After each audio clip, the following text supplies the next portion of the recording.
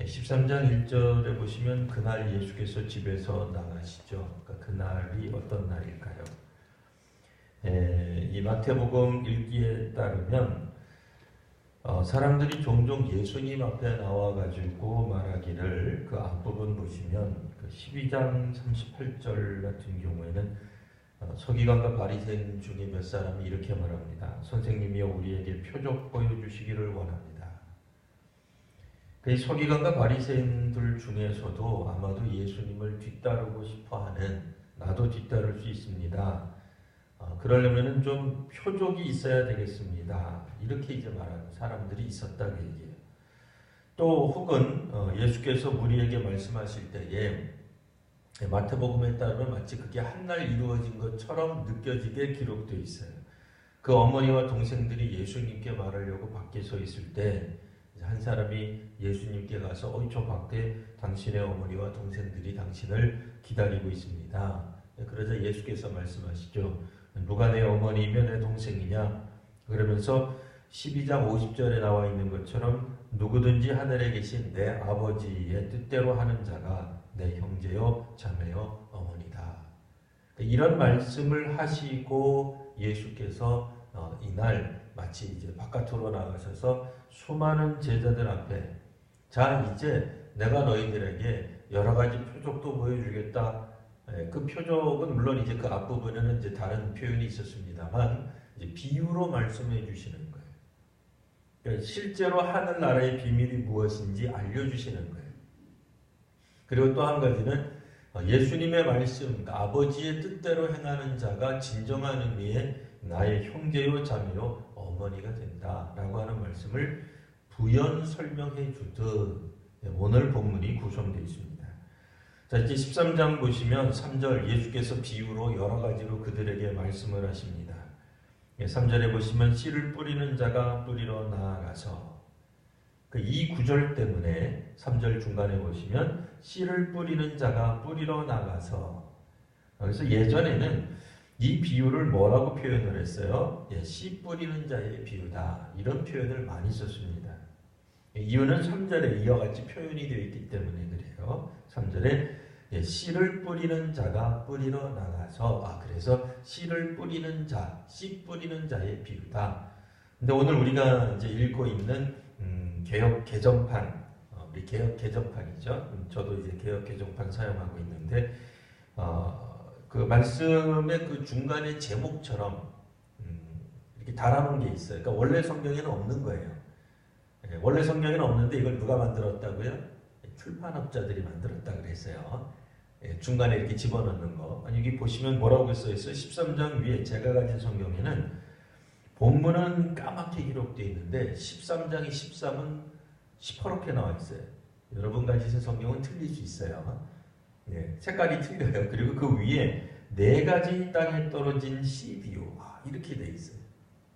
저처럼 되어 있나요? 네. 이게 원래 성경에 있는 거 아니에요. 오해하시면 안 돼요. 그러니까 마태복음이 기록될 때 다시 한번 12장 50절 누구든지 하늘에 계신 내 아버지 뜻대로 하는 자가 내 형제요 자매요 어머니이니라 하시더라. 그리고 제가 가진 성경은 파란색으로 여러분 가지신 성경 무슨 색인지 모르지만 4가지 땅에 떨어진 씨 비유가 원래 본문에는 없는 거예요. 원래는 없는 거예요. 그래서 옛날에는 씨 뿌리는 자의 비유라는 제목으로 많이 사용되었었어요. 근데 지금은 개역개정은 아주 그 본문의 뜻을 이제는 좀 더 잘 명확하게 드러내는 그런 문단, 주제, 소주제로 잡고 있습니다. 그래서 4가지 땅에 떨어진 씨의 비유라고 하는 것으로 바뀌어 있어요.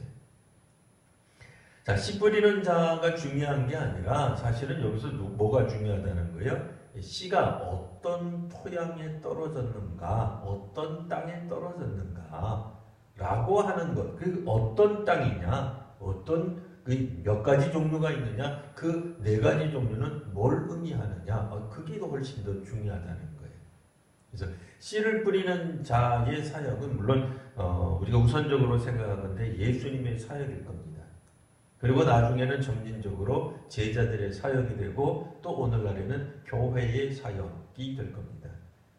자, 근데 이 서약을 가만히 보시면 당대에 나오는 농부가 여기저기 가리지 않고 아무데나 씨를 뿌리는 것처럼 보여요. 예. 실제로 척박한 땅에 사는 사람들은 물론 좋은 땅에 씨를 뿌려야 되겠습니다만 좋은 땅에만 씨를 뿌릴 수가 없죠. 땅이라고 생각되는 곳은 어쨌든 다 뿌리고 나는 거예요. 다 뿌려볼 수밖에 없어요. 예. 왜냐하면 기본적으로 척박한 땅이에요. 네, 이스라엘 이 지역이 물론 이제 약간 평야지대도 있긴 합니다만 대부분 이스라엘 사람들이 사는 곳은 좀 척박한 땅이다라고 생각을 해본단 말이에요. 그러면은 농부가 씨를 뿌릴 때 좋은 땅에만 이 씨를 뿌리기에는 너무 이 땅이 별로 없어요. 그래서 여기저기. 그래서 오늘 성경에도 보면은 더러는 길가에, 더러는 뭐 해가지고 더러는 해가지고 한 4가지 종류의 땅 그때 당시에 생각해 볼 수 있는 그런 온갖 땅에 다 씨가 뿌려지는 거예요. 우리가 현대인이 읽을 땐 이렇게 읽을 수 있습니다. 아유, 이 농부는 참 어리석어. 이제 그렇게 읽으시면 안 되고 당시에는 이와 같이 씨를 다 뿌렸어요. 물론 당시 사람들도 이해는 이야기를 들으면서 과연 길가, 우리로 말하면 밭두렁 같은 거예요. 논두렁 같은 거예요. 뭐 찻길 아닙니다. 찻길 없어요. 그때 아스팔트 길 없습니다. 뭐 그런 길에다가 누가 뿌리겠어요? 마차 지나가는 길에 안 뿌려요. 그렇지 않습니다. 그러니까 기본적으로 이 땅이라고 생각하는 것은 우리로 말하면 뭐예요? 그냥 농토예요. 논이고 밭이에요. 그러나 논과 밭이 우리 한국적 상황에서 있는 것처럼 드넓은 무슨 평야 그렇게 생각하시지 마시고 글쎄 뭐 어느 정도로 생각하면 좋을까요? 뭐 강원도 산골 뭐 이렇게 생각하시면 될 거예요. 한 평이라도 조금이라도 우리들이 씨를 뿌릴 수밖에 없는 이제 그런 구조다라고 생각할 때에 어떨 때는 길가 이건 이제 논두렁 같은 길가예요. 또 흙이 얕은 돌밭에 떨어질 수도 있어요. 혹은 가시떨기 위에 떨어질 수도 있어요. 혹은 좋은 땅에 떨어지기도 한단 말이에요. 근데 중요한 것은 뭐겠어요? 길가든 돌밭이든 뭐 가시떨기 위에든 우리가 기대하기 어렵죠. 거기서 무슨 뭐 좋은 결과물이 있을 거라고 기대하기 어려우나 당연히 좋은 땅에서는 기대할 수 있을 겁니다. 예수님의 사역도 우리가 볼 때는 아무렇게나 뿌리는 것 같고 또 별로 열매를 맺을 것 같지 않지만 놀라웠게도 그 와중에 좋은 땅이 있더라. 그러니까 여기서는 의도적으로 농부가 좋은 땅이다 해서 꼭 심는다 이렇게 생각하지 마시고 씨를 뿌리는데 상당수는 열매를 맺지 못하는데 의외로 생각지도 못한 좋은 땅이 있더라 그 얘기예요. 그 좋은 땅은 심지어는 여기 성경에 나왔듯이 100배, 60배, 30배의 결실을 뭐 몇 배가 되었든지 간에 다 놀랄만한 결실이에요. 우리가 기대하는 것과는 차원이 틀리는 엄청난 결과물들이 나오기도 하더라. 그런 얘기예요. 어쩌면 이런 이야기들을 통해서 우리가 생각해보면 꼭 누가 길가인지 누가 돌밭인지 이렇게 꼭 꼬집어서 이야기하기는 어렵다 할지라도 뭐 어떤 사람들은 그 사람들이 뭐 바리새인이 될 수도 있겠죠. 율법학자가 될 수도 있습니다. 대제사장이 될 수도 있어요. 혹은 좋은 땅이 때로는 백부장이 될 수도 있어요. 세리가 될 수도 있습니다. 가난한 사람이 될 수도 있고 여인이 될 수도 있고 어린아이가 될 수도 있는 거예요. 기본적으로 우리가 생각하건대 정말로 우리가 멋진 땅이다라고 생각하는 사람들에게서는 열매가 맺혀지지 않고 의외의 열매 맺는 좋은 땅들이 있더라. 그런 얘기예요. 자, 일단 9절에서는 귀 있는 자는 들으라. 귀 있는 자는 들으라는 방식은 뭐예요? 이 정말 아무나 알 수 있는 이야기가 아니라는 뜻이 돼요. 결단을 해야 돼요. 잘 듣지 않으면 모른다. 이런 뜻도 되는 것입니다. 10절 제자들이 예수께 나와서 묻습니다. 어찌하여 그들에게 비유로 말씀하십니까? 왜 수많은 무리들에게 비유로 말씀하십니까? 그래서 예수님 말씀을 들으려고 해변가에 온 무리들이 서 있는데 왜 비유로 말씀하십니까? 자, 그럼 이 무리는 우리가 생각하건대 예수님의 말씀을 따라온 무리에게는 틀림없어요. 근데 마태복음을 읽다가 보면 아마도 이 무리 중에 다수는 12장에 나왔던 서기관이나 바리새인들일 수도 있어요. 혹은 예수님의 형제와 자매와 어머니에 대해 혼돈하는 사람들이 될 수도 있을지 몰라요. 여하튼 그들에 대하여 예수님께서는 비유로 말씀하셨어요. 11절 대답이 이렇습니다. 천국의 비밀을 아는 것이 너희에게는 허락되었으나 그들에게는 아니 되었다. 천국의 비밀을 지금 예수께서 말씀하시는데 그 비밀을 직접적으로 아는 것이 너희들에게는 제자들에게는 되지만 다른 사람들은 아니다 라는 청천벽력 같은 말씀을 하시는 거예요. 그러시면서 하시는 말씀이 12절, 우리 12절 중요하니까 같이 한번 읽어보겠습니다. 자, 시작. 무릇 있는 자는 받아 넉넉하게 되되 없는 자는 그 있는 것도 빼앗기리라. 아멘. 예수께서 비밀들을 말씀하시는데 비밀을 듣고도 떠나는 사람들이 있어요. 예수님이 천국의 비밀을 듣고 떠나는 사람은 왜 떠날까요? 이해를 못하기 때문에 떠나는 거예요. 듣고도 감당이 되지 않는, 이해 못하니까 스스로 떠나게 됩니다. 근데 떠나게 되는 사람들은 나중에는 결국은 더 빼앗기게 될 것이다 라는 것이 예수님의 말씀입니다. 실제로 예수님은 이 비유를, 천국의 비밀을 알려주기 위해 이 땅에 오셨습니다. 근데 문제는 이들이 눈과 귀가 막혀 있는 상태가 돼요. 아무리 진실을 말해도 이들은 듣지 못하게 됩니다. 사실 우리도 일상생활에서 그런 일들이 벌어집니다. 우리가 이제 어떤 믿고 싶은 바를 믿게 되기 시작하면, 그러니까 우리의 눈과 귀가 막혀지기 시작되면 진실을 아무리 말해도 듣지 않게 돼요. 들을 수가 없게 돼요. 이를테면 우리가 사회에서 초등학교 시절부터라든지 중고등학교 때부터라든지 아니면 사회에서 만나서 10년, 20년, 30년 우정을 쌓은 그런 친구가 있다고 생각해 보세요. 아무리 친구가 좋아도 누가 이야기하면 우리는 안 들어요. 자기 배우자가 얘기하면 안 들을 거예요. 30년 동안 회사 생활을 했어도 우리는 고등학교 친구 말을 더 들을 수 있어요. 혹은 우리도 이렇게 주변에 여러 사람들을 오랫동안 알아오고 초등학교 시절부터 오랫동안 사귀어온 친구가 있을지라도 우리의 자녀가 말하면 우리는 자녀의 말을 더 듣게 될 거예요.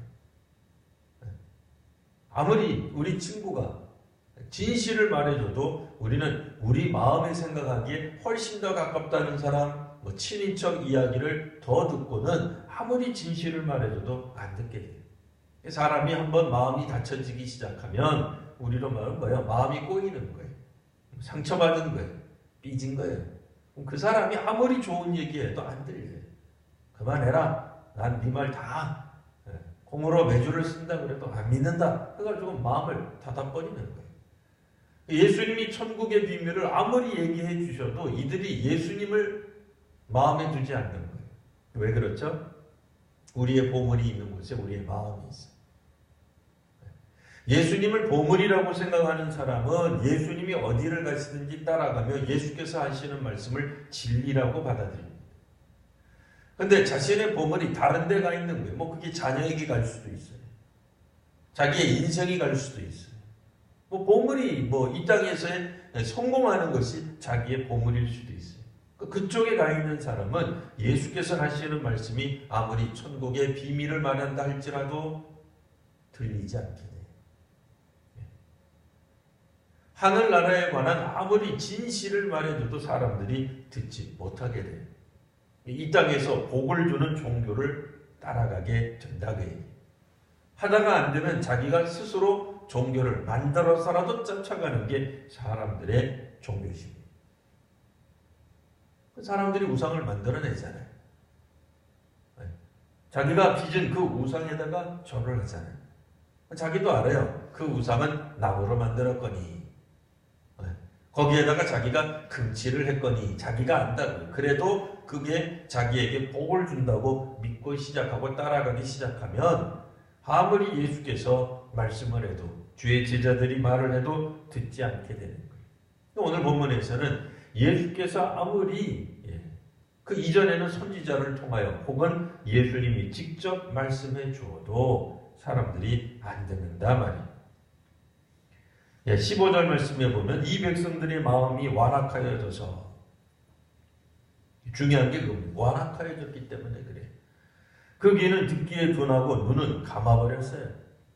그래서 아무리 예수님께서 비유를 통해서 진리를 말씀하시던 아니면 비유가 아니라 비유를 풀어서 설명해 주던 이분들은 듣지 못하게 되는 겁니다. 자, 그러나 이제 예수께서 다시 한번 말씀하십니다. 너희들은 본다, 너희들은 듣는다. 예수님이 비유로 말씀을 하시던 무엇으로 말씀을 하시던 너희들은 다 보는 거예요. 예수께서 하시는 일을 통하여 하늘 나라의 모습을 본다 말이에요. 메시아도 봅니다. 그리스도도 봅니다. 그렇기 때문에 그들에게는 복이 있는 것입니다. 17절 많은 선지자와 의인들이 예고하고 또한 예언한 것이 그리스도의 오심이에요. 메시아의 오심인데 이런 것들을 너희가 보는 것을 보고자 하여도 보지 못하였어. 왜냐하면 수백 년 전에 예언하였기 때문에 그래요.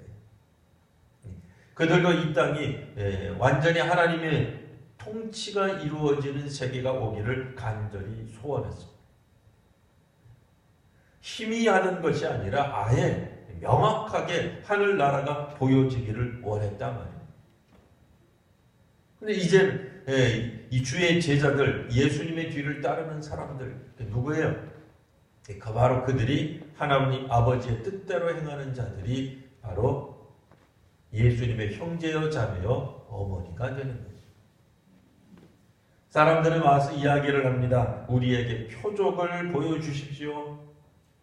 표적 대신 예수께서 가르침으로, 비유로, 혹은 병 고치는 것으로, 귀신을 쫓는 것으로 아무리 보여준다 할지라도 그들은 이제 마음이 완악하여져서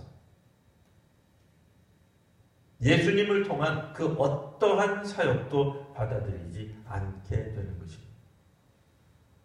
기가 막힌 거죠. 혹시라도 우리가 사역하다가 혹은 섬기다가 중도에 답답함을 느낄 수 있습니다. 막막함을 느낄 수도 있습니다. 왜요? 아무리 우리가 열심으로 사역해도 사람들이 믿지 않아요. 따르지 않아요. 너무 실망하실 필요 없어요. 왜요? 예수님이 직접 사역하셨어도 사람들이 안 믿었어요. 진짜 놀랄만한 일 아니에요? 우리가 생각하기에는 우리 교회 구역장이 정말 예수님과 10분의 1, 100분의 1, 만분의 1만 닮았으면 그렇지 않아요. 예수님이 와도 안 듣는 구역은 고칠 수가 없어요. 안 믿는 사람은 방법이 없어요. 예수님과 또 예수님의 제자들이 아무리 사역을 한다 할지라도 마음이 완악해진 사람들, 귀가, 눈이 막힌 사람들은 듣지 못하는 겁니다. 그들은 여전히 표적을 구하는 거예요. 그들 앞에 아주 찬란하게 빛나는 하나님의 기적을 보아야만 믿겠다고 이야기하지만 실제로 그들 앞에 기적이 아무리 일어나도 안 믿는 거예요. 자, 이제 우리가 그러면 이 비유를 조금 더 이제 설명을 해야 되겠죠. 이 비유는 내일 모레 우리가 주일날 살펴볼 수 있습니다. 궁금하신 분들은 주일에 교회를 꼭 오셔야 돼요. 다른 데 말고 신금호교회를 오셔야만 이 비유가 의미하는 바가 무엇인지를 들으실 수 있게 될 것입니다. 자, 씨를 뿌리는 비유, 과연 어떤 토양이 우리들 가운데 있는가? 이 토양이 의미하는 바가 무엇인가 하는 것을 또 우리가 다음 주에 살펴보기로 하고, 오늘은 주께서 아무리 비유로 혹은 직접적으로 말씀하시고 가르쳐준다 할지라도 마음이 완악해지기 완악하면 아무것도 들리지 않는다 라고 하는 것. 우리도 이제 이런 마음을 가져서는 하나님 나라에 들어가기가 어렵습니다. 오히려 예수님 뒤따라가다가 예수님의 말씀을 잘 듣다가 중도에 떠나버린 사람들은 자기가 가지고 있는 것마저도 빼앗기게 될 것입니다. 당시에 대제사장이든 서기관이든 바리새인들 같은 사람들이 구약 성경을 통해 어느 정도 알고 있었던 하나님에 관한 지식도 그들이 예수님 뒤따라가면서 그만 실족해버린다면 그들이 기대하던 메시아가 아닌 거예요. 그들이 해석하던 하나님과 다른 거예요.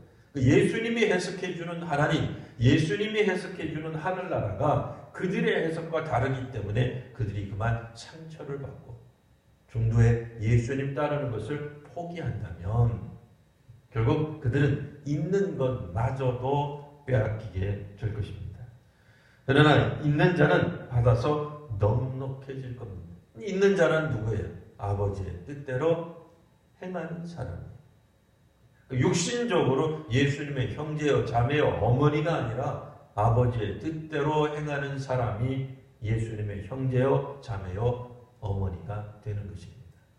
이제 오늘 우리도 예수님의 말씀대로 하나님 아버지의 뜻에 따라 오늘도 살아가는 우리 귀한 믿음의 성도님들 되시기를 바랍니다. 이 시간 우리